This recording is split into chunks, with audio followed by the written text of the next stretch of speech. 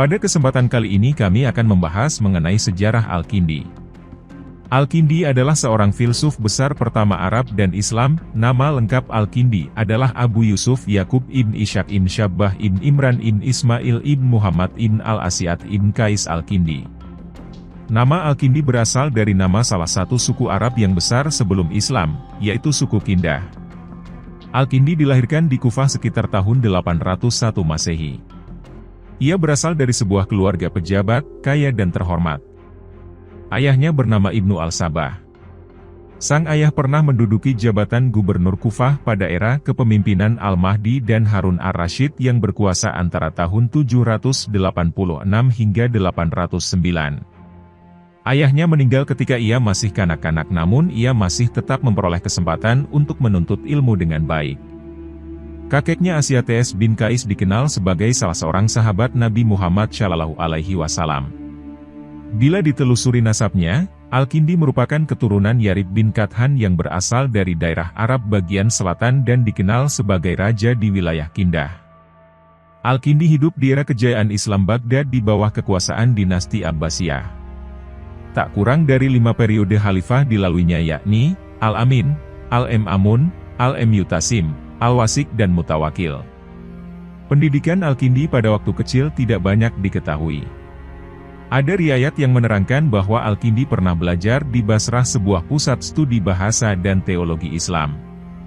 Kemudian ia menetap di Baghdad, ibu kota kerajaan Bani Abbas, yang juga sebagai jantung kehidupan intelektual pada masa itu.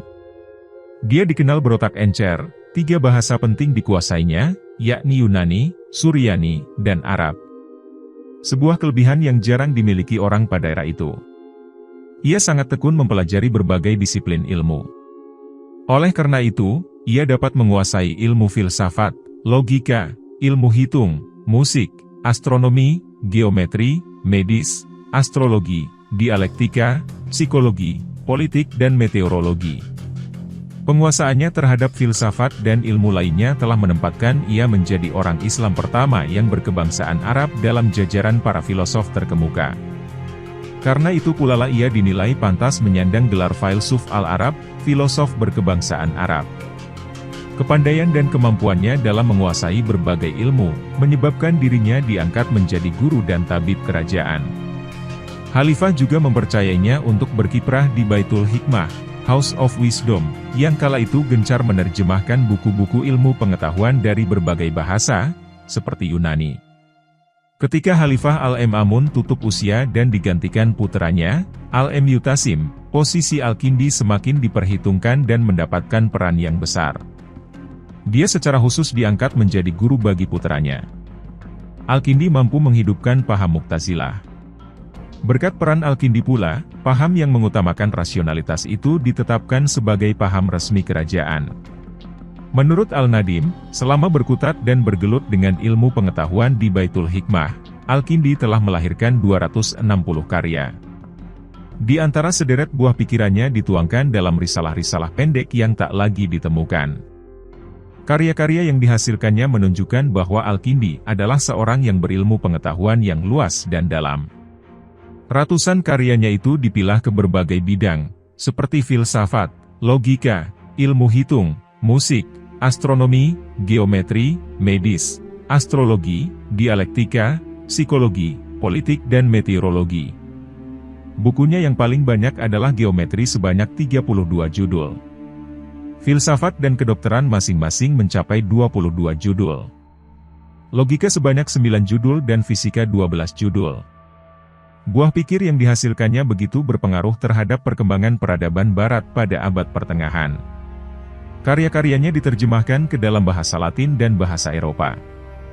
Buku-buku itu tetap digunakan selama beberapa abad setelah ia meninggal dunia. Al-Kindi dikenal sebagai filosof Muslim pertama, karena dialah orang Islam pertama yang mendalami ilmu-ilmu filsafat. Hingga abad ke-7 Masehi, filsafat masih didominasi orang Kristen Suriah. Al-Kindi tak sekedar menerjemahkan karya-karya filsafat Yunani, namun dia juga menyimpulkan karya-karya filsafat Helenisme. Salah satu kontribusinya yang besar adalah menyelaraskan filsafat dan agama. Pada masa pemerintahan Al-Mu'tawakil, Khalifah yang mengakhiri masa kejayaan aliran Mu'tazilah, Al-Kindi mengalami nasib yang tidak menguntungkan, ia dipecat dari berbagai jabatan yang dipercayakan kepadanya. Jabatannya sebagai guru besar di istana diambil alih oleh putra-putra Musa yang juga tergolong ilmuwan, walaupun tidak sepopuler Al-Kindi. Suatu ketika putra-putra Musa merampas perpustakaan Al-Kindiyah, milik pribadi Al-Kindi, tetapi pada akhirnya pustaka tersebut dikembalikan kepada Al-Kindi. Tentang kapan Al-Kindi meninggal tidak ada suatu keterangan pun yang pasti.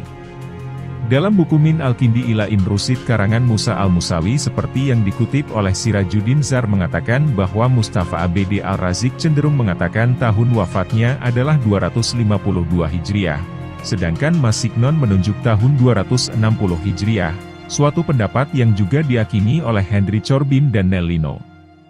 Sementara itu, Yakub Al-Himawi mengatakan bahwa Al-Kindi wafat sesudah berusia 80 tahun atau lebih. Terima kasih sudah mengikuti video-video kami, jangan lupa share, like dan subscribe agar bisa selalu mengikuti update video dari kami.